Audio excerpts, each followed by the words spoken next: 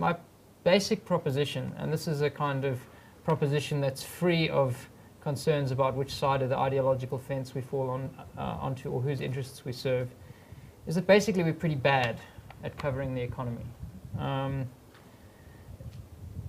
And we are not good at it either in the sense of doing fantastically brilliant business journalism or conservative economics journalism, and in the sense that we're not fantastically good at examining the lives of the poor and the conditions affecting the poor and policies affecting them. There are some stories that we tell. Certainly we're worried about economics, but there's a kind of weary, standardized quality to it. For example, since 1996, in one form or another, we've been telling a story about left and right.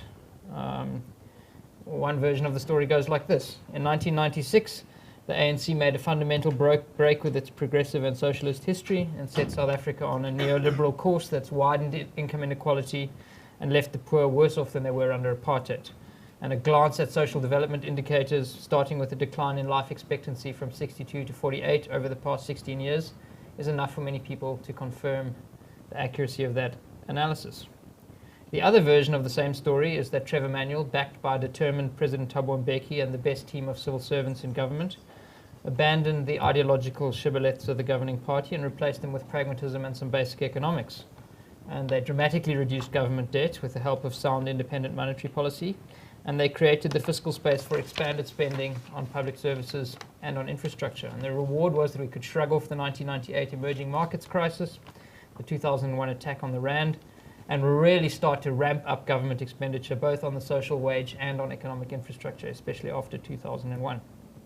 Manuel himself said to me in the last interview I did with him before he stepped down as finance minister that, quote, the 1996 project was a class project. It was a working class project, he said.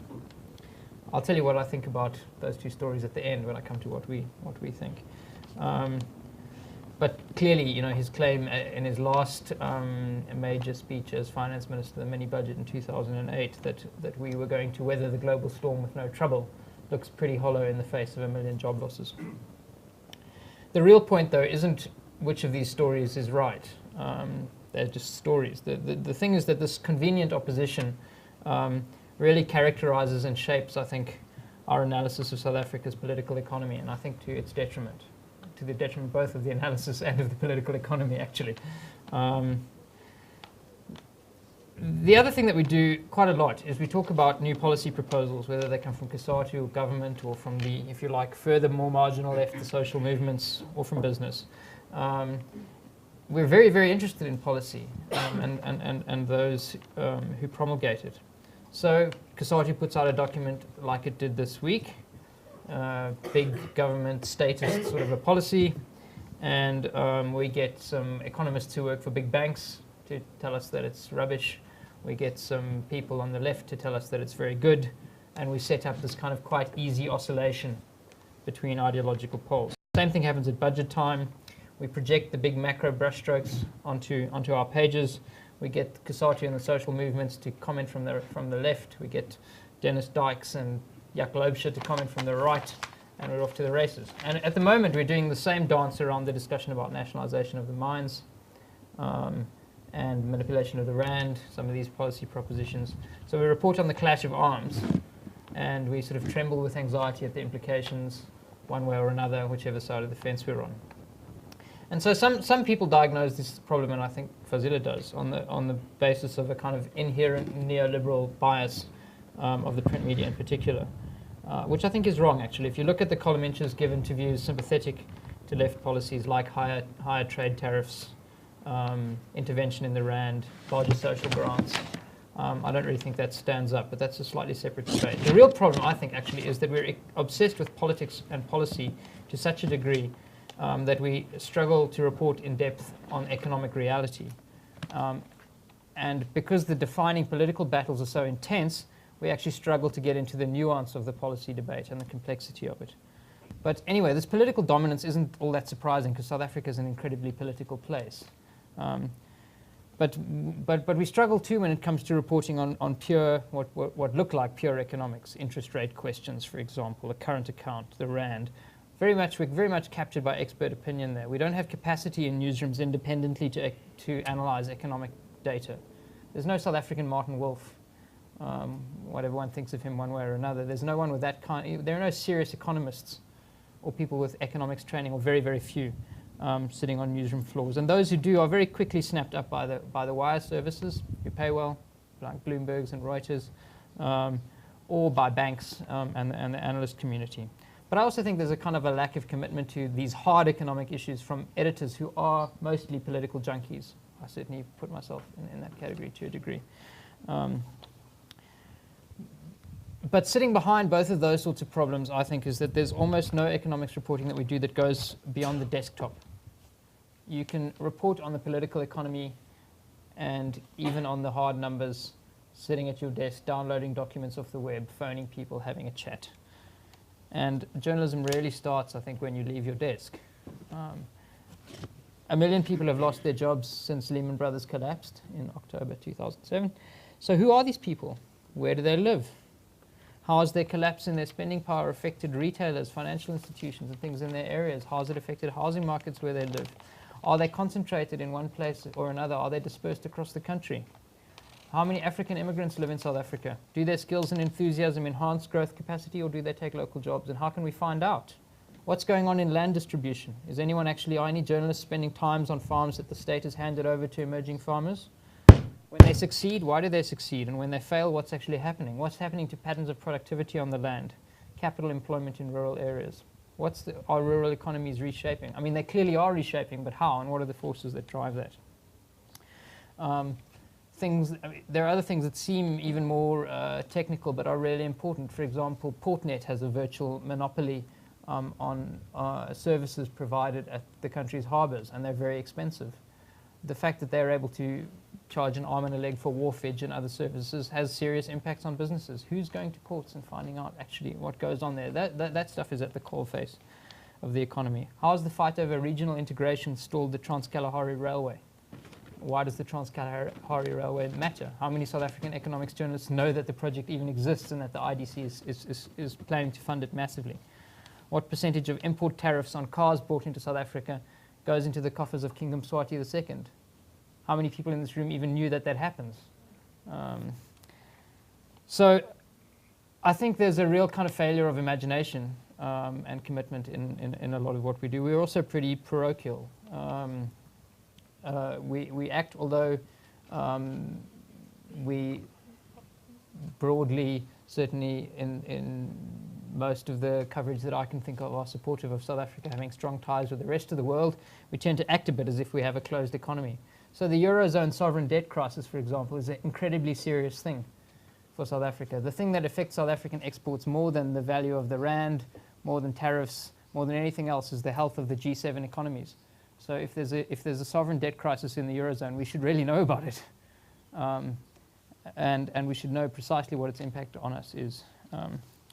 And looming above all of these failures is our failure adequately to report on the really big question of the lived experience of poverty in this country.